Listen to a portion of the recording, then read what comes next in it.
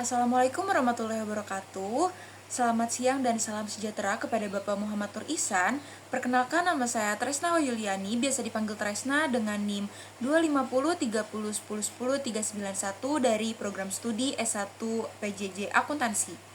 Pada kesempatan kali ini saya ingin mempresentasikan sebuah topik, yaitu self concept guna memenuhi tugas ujian akhir semester mata kuliah Estetika Humanisme. Self concept atau konsep diri merupakan cara seseorang dalam memandang, memahami, dan menilai dirinya sendiri. Nah, konsep diri ini tidak hanya berkaitan dengan kondisi fisik, tetapi juga mencakup aspek psikologis dan juga aspek sosial. Jadi secara sederhananya, konsep diri ini tuh sebenarnya bagaimana cara kita menjawab jika ditanya siapa saya, terus juga bagaimana saya melihat diri saya, terus seperti apa kemampuan saya, terus juga saya ingin jadi apa sih ke depannya gitu. Nah, cara seseorang memandang dirinya ini tuh nantinya dapat memengaruhi bagaimana ia bisa berpikir, merasa, atau bahkan bertindak.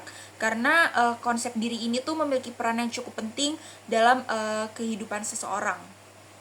Konsep diri ini tuh memiliki 3 komponen utama. Yang pertama itu ada perseptual, konseptual, lalu ada attitudinal.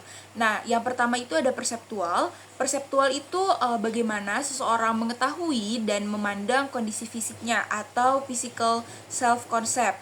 Lalu yang kedua itu adalah konseptual. Nah, konseptual ini tuh merupakan pengetahuan seseorang mengenai sifat, karakteristik, latar belakang maupun dirinya di masa depan. Contohnya itu seperti bagaimana seseorang menilai dirinya sebagai orang yang jujur, percaya diri, mandiri, atau bahkan bertanggung jawab. Nah, kemudian yang ketiga itu ada attitudinal. Attitudinal ini merupakan sikap seseorang terhadap dirinya sendiri. Misalnya, bagaimana seseorang menghargai dirinya, merasa bangga atau malu terhadap dirinya, serta bagaimana ia memandang masa depannya. Nah, jadi ketiga komponen tersebut menunjukkan bahwa konsep diri ini tuh bukan hanya mengenai penampilan fisik saja, tetapi juga mengenai bagaimana kita memahami dan menyikapi diri sendiri. Konsep diri ini juga dapat dilihat dari 3 bagian utama, yaitu ada self ideal, lalu self image, dan yang terakhir itu ada self esteem. Nah, self ideal ini tuh merupakan gambaran mengenai diri seperti apa yang ingin kita capai. Misalnya seseorang ingin menjadi pribadi yang lebih percaya diri, atau mungkin menjadi lebih pribadi yang sukses, mandiri, atau mungkin dia juga ingin memiliki karir yang lebih baik gitu. Nah, untuk yang kedua ini ada self image atau citra diri. Self image ini adalah bagaimana kita melihat dan menggambarkan diri kita sendiri saat ini. Misalnya seseorang melihat dirinya itu sebagai orang yang pemalu, atau mungkin ia melihat dirinya sebagai orang yang rajin, mudah bergaul, atau mungkin justru dia tuh melihat dirinya tuh sebagai orang yang kurang percaya diri. Nah, lalu yang ketiga itu ada self esteem atau penghargaan terhadap diri sendiri.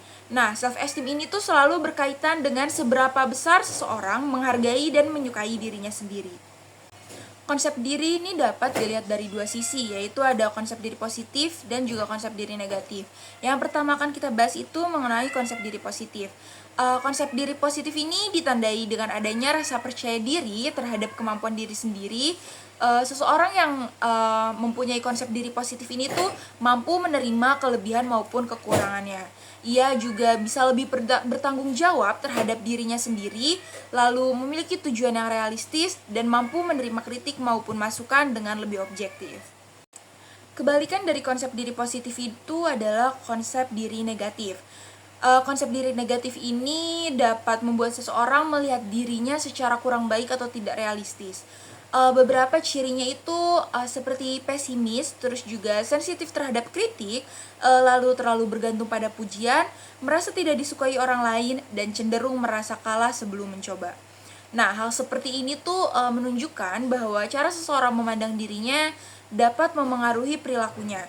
Oleh karena itu, sangat penting bagi kita untuk mengenali pikiran-pikiran negatif terhadap diri sendiri agar kita tidak langsung menjadikannya sebagai sebuah kebenaran. Untuk membangun konsep diri yang baik, kita juga membutuhkan self-awareness atau kesadaran diri. Self-awareness ini tuh berarti kemampuan seseorang untuk memahami dan mengenali dirinya sendiri. Dengan memiliki kesadaran diri, kita dapat mengetahui kelebihan, kekurangan, kemampuan, perasaan, bahkan atau hal sebenarnya apa sih yang ingin kita capai itu. Nah, contohnya itu bisa kita lihat ketika kita menyadari bahwa kita itu memiliki kemampuan berbicara yang cukup baik, tetapi terkadang kita tuh masih kurang percaya diri untuk menunjukkannya di depan banyak orang. Nah, dengan mengetahui hal tersebut, kita tuh bisa menentukan bagian mana yang perlu dipertahankan dan bagian mana yang perlu dikembangkan. Ya, bagian yang perlu dipertahankannya itu adalah kemampuan berbicara yang cukup baik itu, dan kita tuh harus mengembangkan kepercayaan diri kita agar kita tuh bisa berbicara dengan percaya diri di depan umum. Salah satu konsep yang dapat membantu kita untuk memahami diri adalah Johari Window. Nah, Johari Window ini membagi pengetahuan mengenai diri sendiri itu menjadi 4 bagian. Yang pertama itu ada daerah terbuka atau open area. Bagian ini tuh berisi informasi mengenai diri kita yang diketahui oleh orang lain dan diketahui oleh diri sendiri. Lalu untuk yang kedua itu adalah daerah buta atau blind area. Bagian ini merupakan sesuatu yang diketahui oleh orang lain tetapi tidak kita sadari tentang diri kita sendiri. Nah, lalu yang ketiga itu adalah daerah tersembunyi atau hidden area. Nah, hidden area ini tuh berisi sesuatu yang kita ketahui tentang diri sendiri tetapi tidak diketahui oleh orang lain. Nah, dan yang terakhir itu ada daerah yang tidak diketahui atau unknown area. Nah, untuk unknown area ini merupakan sesuatu yang tidak diketahui baik oleh diri kita sendiri maupun oleh orang lain. Terdapat beberapa faktor yang dapat memengaruhi konsep diri. Nah, di sini saya garis bawahi 3 faktor, yaitu ada kegagalan, overthinking, dan juga depresi. Misalnya adanya pengalaman kegagalan. Nah, pengalaman kegagalan ini dapat memengaruhi cara seseorang untuk menilai dirinya sendiri. Begitu juga dengan overthinking. Ketika seseorang terlalu banyak memikirkan sesuatu secara negatif, ia bisa membentuk penilaian yang kurang baik terhadap dirinya sendiri. Oleh karena itu, cara kita menghadapi pengalaman dan juga menghadapi masalah sangat penting dalam membentuk konsep diri.